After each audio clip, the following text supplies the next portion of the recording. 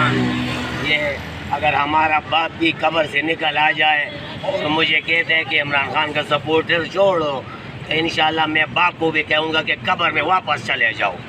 मैं इसका नहीं छोड़ूंगा। मैं इसका आशिक हूँ। मैं आज इससे मिलना चाहता हूँ।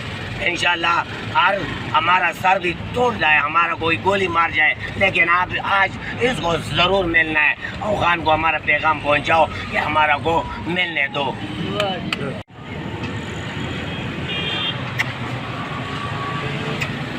मैं इंसान हूँ। ये अगर हमारा बाप भी कब्र से निकल आ जाए और मुझे कहते हैं कि इमरान खान का सपोर्टर छोड़ो, तो इंशाल्लाह मैं बाप को भी कहूँगा कि कब्र में वापस चले जाओ।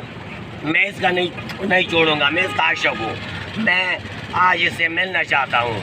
इंशाल्लाह हर हमारा सर भी तोड़ जाए, हमारा कोई गोली मार जाए, लेकिन आप आज इसको ज़रूर मिलना है। और खान को हमारा पैगाम पहुँचाओ कि हमारा को मिलने दो।